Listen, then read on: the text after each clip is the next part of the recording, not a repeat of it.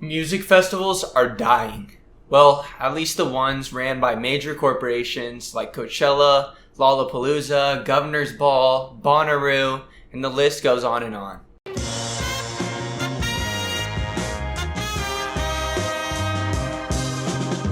Governor's Ball normally is hosted on Governor's Island and sees around 150,000 festival goers each year. However, last year, the festival transitioned to Citi Field, a space with the capacity of only 100,000. The festival model is still definitely thriving in today's music scene. It's just happening through the artists rather than some dude sitting in an office. Let's go back to 2012, the first ever year of the Camp Flog Gnaw Festival, along with the first year of Made in America, Jay-Z's very own festival, which had a wide variety of headliners, such as Drake, Pearl Jam, Odd Future, and Skrillex. And of course, Jay-Z himself headlined the festival. Allow me to reintroduce myself.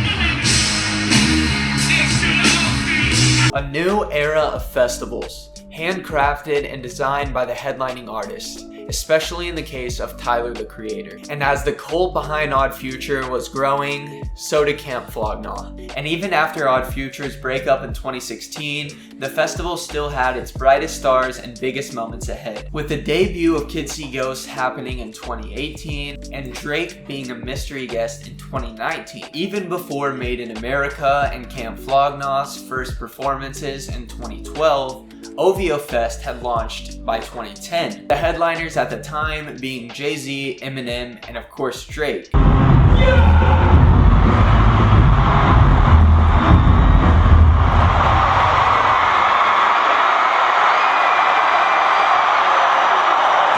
Artists have been starting their own festivals since the turn of the 21st century. Ozzy Osbourne started Ozzfest in 1996 after being shut out of Lollapalooza. The festival saw so much success that it toured in both the United States and the UK. And as artists gain followings and fans that are specifically drawn to them due to their person, due to their creativity, and not just due to their music, these types of festivals can be sure to grow. But not only that, the experience for the fan is increased greatly by knowing that one of their favorite artists were in charge of creating the atmosphere, the design, the feel, the stages, the set, and everything else that goes along with planning your own festival.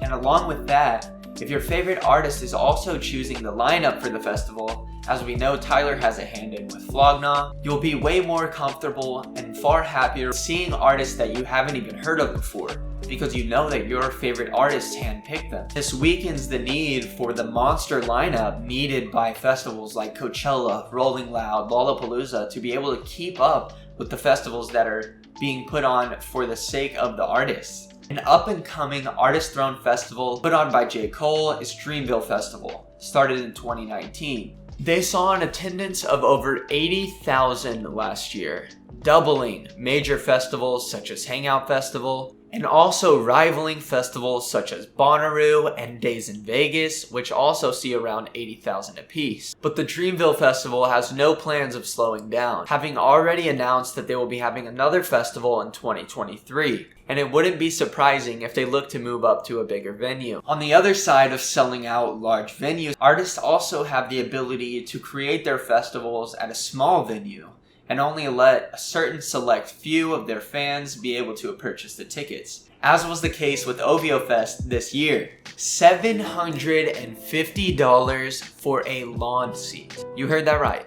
$750 for a lawn seat at Drake's 2022 OVO Festival.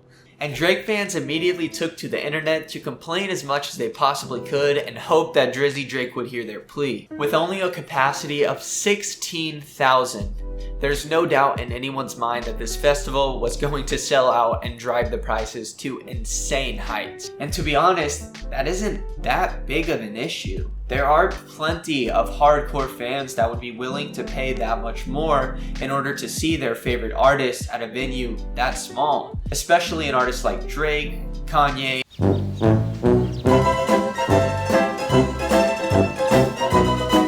or J. Cole that are are constantly selling out venues of the maximum capacity. And someone else that wasn't as hardcore of a fan, that simply wanted to see Drake in concert, could do it at one of the other festivals that he's most likely headlining this year. And that goes the same for any other artist, except you. But let's see what the actual data is. At the very least, this should give us a somewhat unbiased look at how people are viewing and how many people are interested in the festivals over a certain period of time. Let's not kid ourselves though. Our generation has been romanticizing Coachella since 6th grade Twitter, and it's no shocker that Coachella dwarfs almost every other festival in terms of searches, even crushing festivals like Lollapalooza and Rolling Loud. But it is an extremely mainstream festival, trying to reach out to as many genres as it can and seeing the biggest stars in pop almost every year.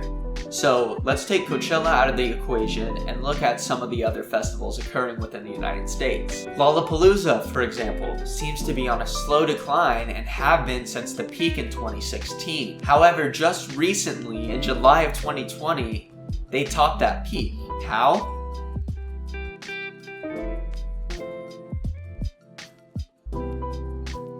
They are trying to cast as wide of a net as they possibly can in order to gain interest from as many people as they possibly can. No other non-major festival or any festival put on by an artist would ever have that type of lineup.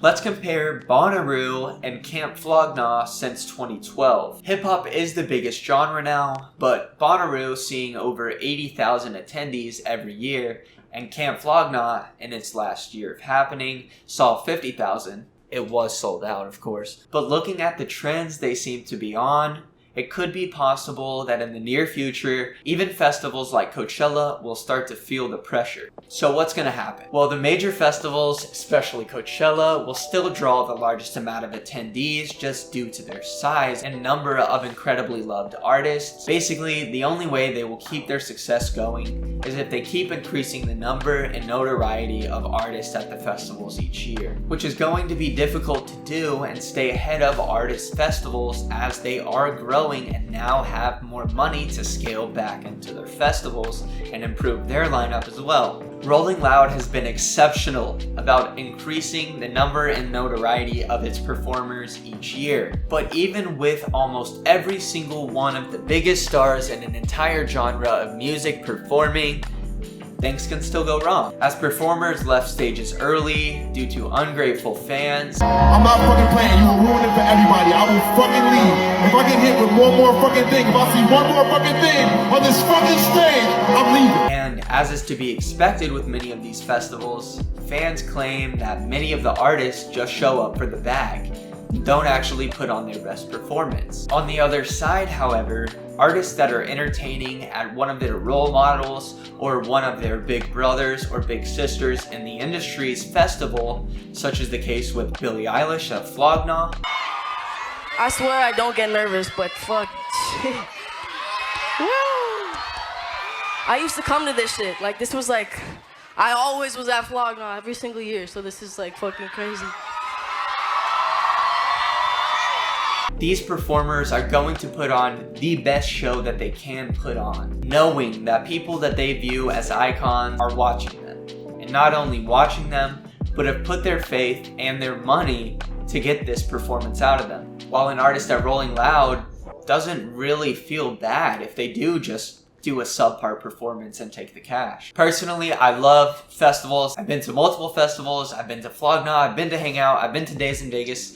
I know which one I prefer, and if you've been to multiple, I want to hear what you prefer. I hope that they all continue to grow, but it really just seems unsustainable for major festivals to keep growing while the competition is growing so quickly. And as these artists become more aware of their notoriety, they also become more likely to want to put on their own festival, because there's way more money in that than just headlining at someone else's. Yeah, what would you prefer? Would you rather have your favorite artist handpick the lineup, or would you have a mega lineup of all of these super famous people and only a few of them that you actually really want to see. To each their own. Let me know what you think though. If you watched this far, thank you so much for watching, and if you enjoyed it, please consider subscribing because there will be more content on the way. So I know my neck looks long in this shirt, if you were thinking that.